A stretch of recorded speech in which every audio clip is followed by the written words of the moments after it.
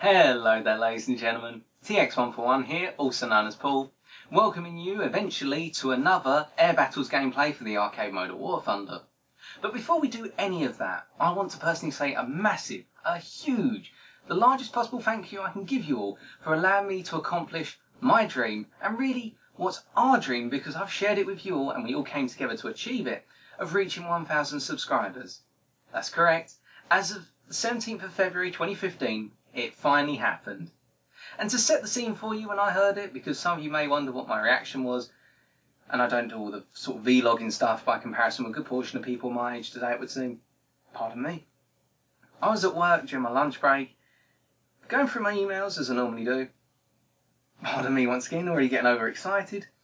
And when I saw somebody had put a comment, I can't remember who it was, but somebody had put a comment on one of my videos saying, "Congratulations for the 1,000 subscribers." And I sort of sat there and I thought to myself, this hasn't just happened. And I went over to the channel page and I looked at the about and saw how many subscribers I had, and it said 1,001. And I choked up a little bit inside, I'm not going to lie. I didn't think it was this not easily possible, that's wrong. I didn't think it was going to be possible, to be honest. I couldn't believe it. I mean, the thing is, right, we go forward 2 days from today. So today's the 6th of March, just checking my clock. We go forward 2 days. It's the 8th of March. Does anyone remember what happened last year on the 8th of March? If not, I'll fill you in. And I'll even put a link in the description section as well. We reached 100 subscribers on that day. That's right. So we've gone 900 in the space of a year. And I thought in the space of a year I wouldn't get past 500. Sorry, we wouldn't get past 500. I've got to stop gloating.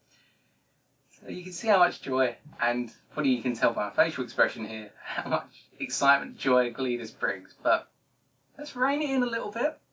I shouldn't, but let's rein it in. So what's to come from here on in? Well, the channel's not going to die. I'm not going to stop. And don't think that, because we've got so much more to do.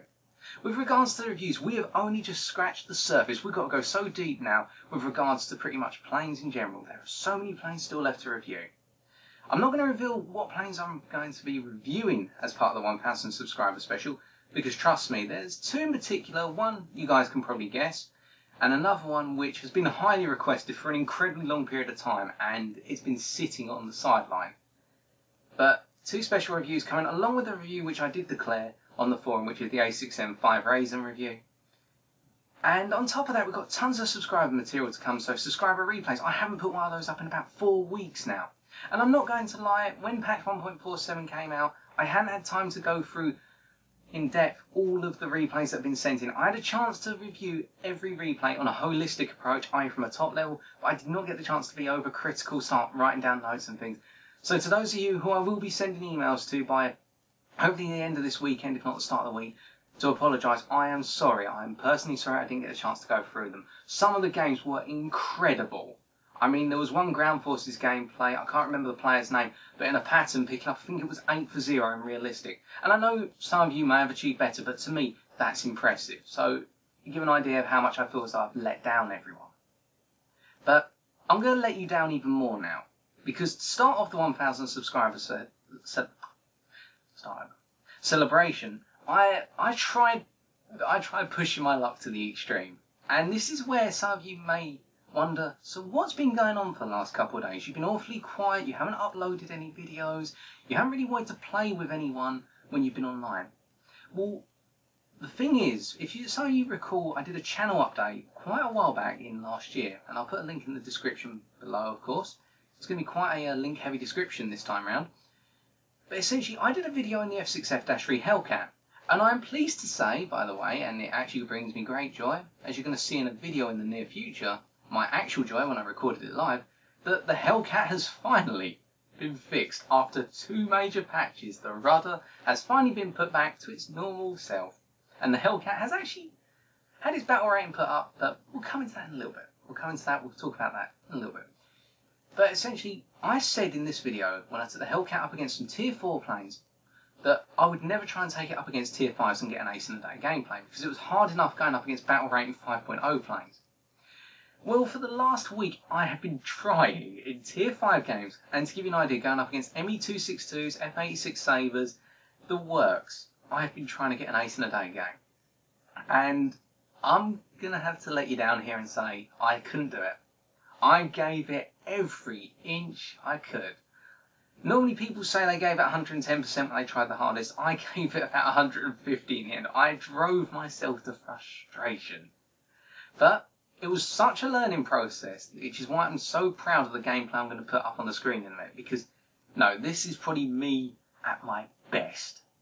This is me going at my extreme level of trying to play as conservatively as possible and get the kills when they come about.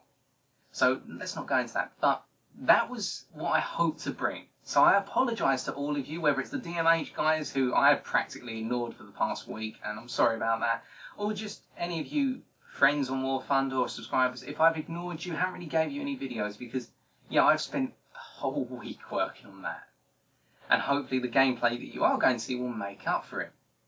Now, on top of that, as I say, I'm going to be bringing a ton of subscriber material within the coming days. It is my intention to release a video every second day next week and keep doing so for at least a 2-week period, if not one video every day during the course of next week.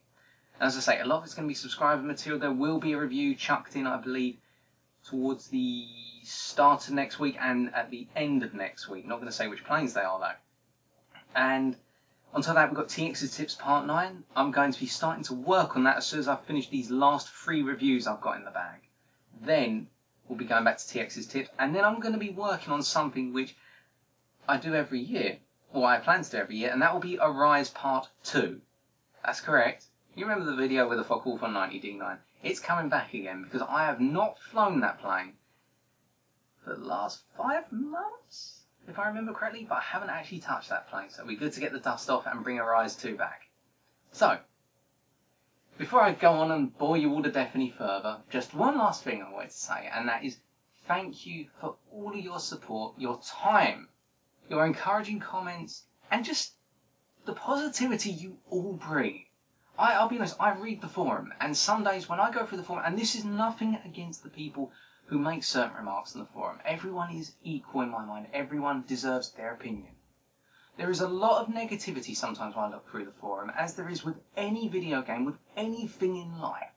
There can always be a lot of negativity where there's a lot of positivity.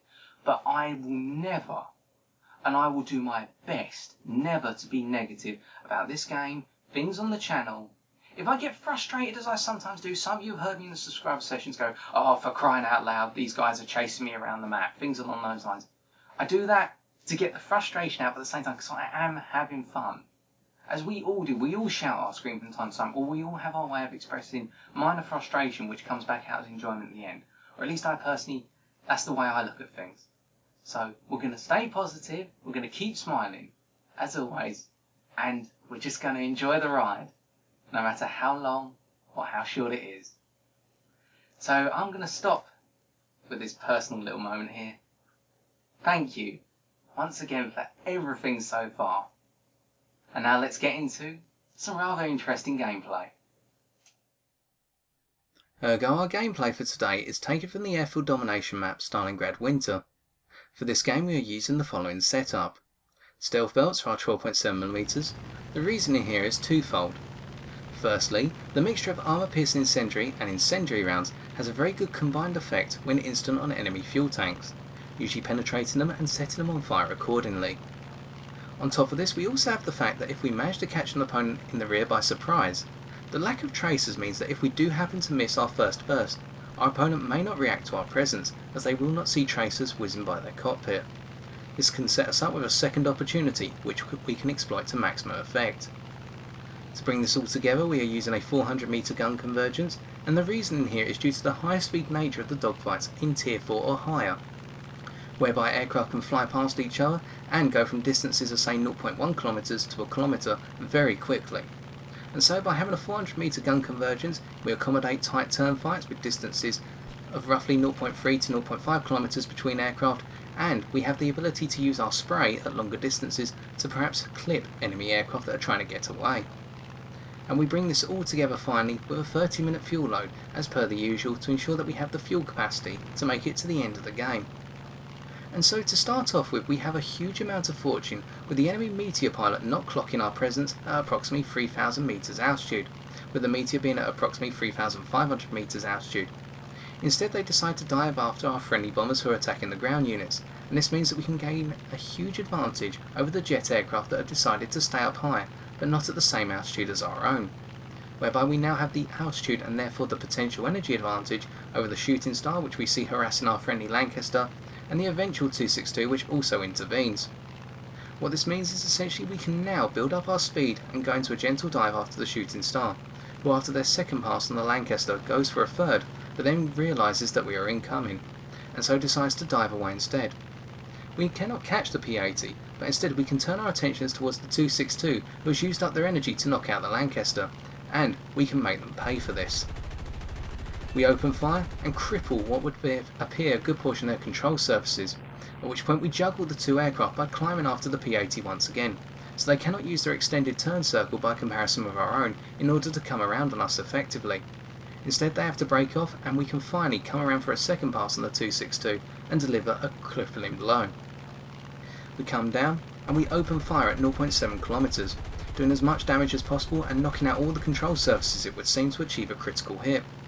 Their landing gear is also broken, which means as they gradually descend towards the ground and try to go for a landing at airfield C, it is only a matter of time before we secure our first ever Beowulf medal in any aircraft, let alone with the F6F-3 Hellcat. We then break around, noticing that another 262 has encroached upon another friendly Lancaster, and the shooting star is also sticking with the 262. Yet this new 262 is much more observant and decides to stay up at higher altitudes in order to mitigate our ability to try and dive on them or catch them by surprise, by comparison with the previous ME-262 pilot. But more importantly, a Meteor F has decided to climb up at us from 4 kilometers away, and so we have to split S accordingly at approximately 2.25 kilometers in order to just give us enough time to build up our speed in a shallow dive to make it back to the friendly spawn point. It's a close call, with the Meteor coming into range just literally as we're about to enter the spawn, with their targeting reticule now appearing at 0.77 kilometers. We make it away and go into a gradual spin roll in order to make sure that they cannot hit us, or lower the chance of them hitting us to the maximum possible extent. The Meteor now dives after some friendly aircraft back towards the centre of the map, and we notice the P-80A5 shooting star coming around on us accordingly, although we notice a little bit too late as we personally start to believe that they've been knocked out by some friendly aircraft in the midst of the spawn. This means that they do happen to clip our left wing, but only on the leading edge, which is fortunate for us because this causes no overall damage to our controllability, so we are rather fortunate there once again. An F2H-2 Banshee chases after the P-80, crippling them, and so we begin to come around and look for any other enemy targets within say a 3 kilometer range. We shortly realise that there are no others, and this means we can begin to rebuild our speed and altitude position very gradually, constantly checking our SIGs and all around to make sure there is nobody else trying to chase us down after the rather scary incident of that Meteor climbing up towards us, which was quite a surprise if I must say myself. Nonetheless, we now look at the scoreboard to notice a B-29 Super Fortress spawning in, and this means that they have the potential to stay up at higher altitudes and try to bomb out the rest of our friendly ground units, which is something we cannot allow. So, building our speed up towards 400 km an hour before initiating another brief climb, or just building up some speed even further with our rather slow acceleration above 350 km an hour, we notice the B-29 has just spawned in, or just come over from the clouds and therefore come into our spotting distance, and we can begin to react. The B-29 noticing our presence, and we either want the head-on pass or to force them to dive towards lower altitudes, of which the B-29 is going to oblige by diving down into the cloudland. So rather than chase down the B-29 with all of their turrets, we decide to try and attack them at 1.2 kilometers with a very brief burst. This works in our favour, ensuring that the B-29 will stay down and we can stay above the cloudland, because we have to be aware of the fact that anything on the enemy team could climb through it and knock us out accordingly. We notice the B-57 coming out of the enemy spawn, but rather than go for them, we take a look at the Banshee on our team who has lured the presence of a TA-152H. And as the TA-152 tries to climb up through the clouds, we are going to react by knocking them out for what will be our second kill, as they gradually appear on the verge of a stall. With kill number 2 now in the bag, we go up into a rather diagonal Immelman, and settle out in the cloud layer, towards the top half. However, this is a bit of a difficult situation, because any enemy aircraft now coming out of the spawn only has to climb to notice we are up here. And so instead we decide to split S around and try to head down to lower altitudes and perhaps get a glancing blow on an enemy aircraft and an assist. Of course, as we come down towards the MiG-9, they get knocked out by a friendly F6F-1. As we look down even further, we see a trio of targets here, with our focus being on the Messerschmitt 19 G10, but they break around due to the presence of a friendly Spitfire F Mark 22, who is on fire and decides to take a last-ditch shot at an enemy Bearcat and knock them out. This means that we do not have the time to break around and try for another blow because of the jet aircraft coming out of the spawn point. And, as we can see, we are just not quite looking at 360 degrees around our plane, which means an ME-262, who seems to be out of ammo or trying to get in for a close shot, and an F2H Banshee, come right up behind us and try to open fire. Fortunately for us, as we initiate gun defence, the last possible manoeuvre we can ever make, the ME-262 overshoots, firing at close range it would seem, and the Banshee does not have the control surfaces left in order to hit us. Now whether they have taken aileron damage, or perhaps I was just fortunate there, we will never know, but it is rather mesmerising nonetheless. Here however we make a mistake turning our attentions towards the crippled F-84B. Instead we should have tried a glancing shot on the ME-262 who climbed up above right in front of our firing line. But nonetheless, we make a mistake and we learn from it, now seeing the pure engine power of the 262 by comparison with our own piston engine. We then brake around and head down towards lower altitudes in order to build up our speed once again, because we do not have the capacity to chase down the 262 and we had that Banshee from earlier coming over towards us. We are going to try and lure them into head-on engagements against any friendly aircraft flying over the A airfield, but as we are going to see, this Banshee pilot is determined and I credit them for it. They take out what I believe is an F8F-1 or force them to crash into the ground, and then go into a head-to-head with not only a Messerschmitt 109 but also another F8F. At this point we're trying to get away, but we turn around thinking that the Banshee may be crippled.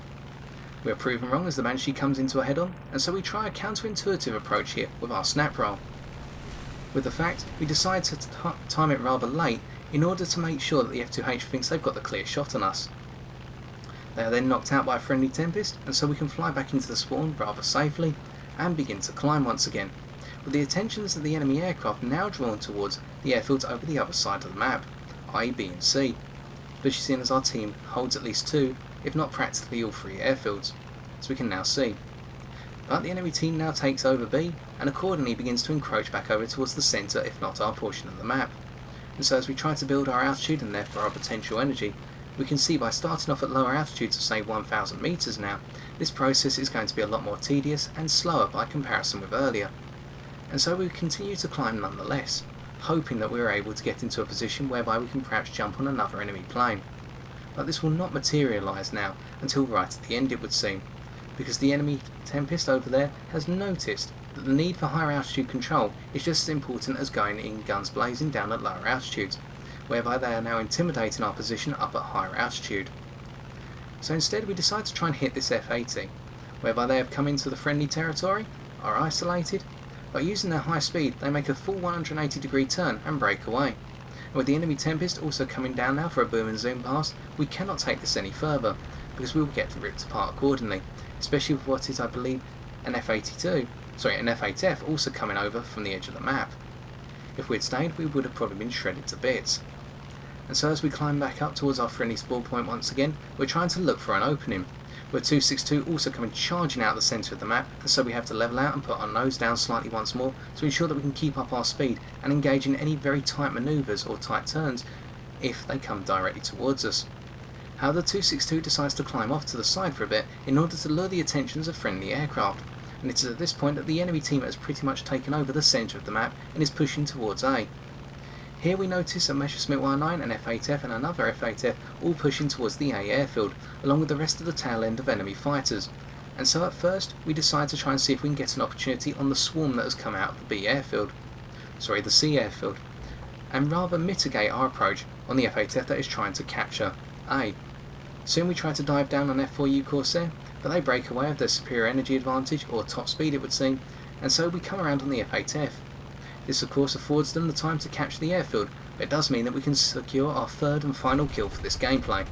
A rather simplistic one, but still a kill nonetheless, and worth more than anything else in terms of an assist. And so here we come around, and look for any other targets, and realise that the game is at its end. Now here we have to make the decision. Do we stay out in the open and therefore expose ourselves as a massive opening target, or do we go right into the midst of the enemy planes and try to stay alive? We take the latter option, snap rolling out the way of the intentions of a P-80A5 and then continuing right into the centre of the map, hoping to perhaps get another kill or just an assist, and at the same time just pushing towards the centre of the map and trying to hide ourselves in the mass of enemy fighters. It's worked so far, but an F-80C-10 is now coming on our side and gets a glancing blow towards our tail section with their machine guns.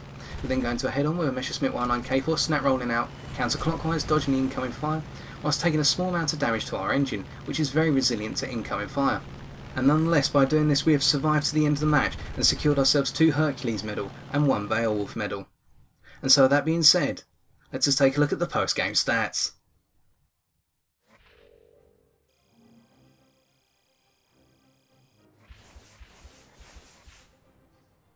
Therefore, we can see that our 3 kills and single assist allowed us to obtain 29,610 silver lines. On top of this we accreted 830 research points, with 249 going towards our continued work on the P-80A5 Shooting Star.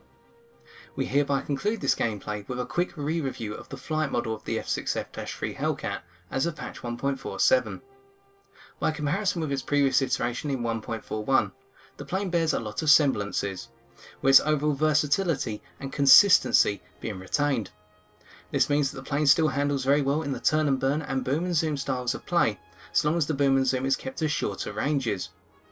The recommended speed range for flying this aircraft is approximately 300 to 500 km an hour in my opinion, and the recommended altitude range is 2,500 to 5,000 metres altitude. One noticeable boost to this plane is that its acceleration in the 200 to 350 km an hour speed range has been boosted somewhat, allowing the plane to gain to high altitudes a lot faster and at the same time build up its speed just as well.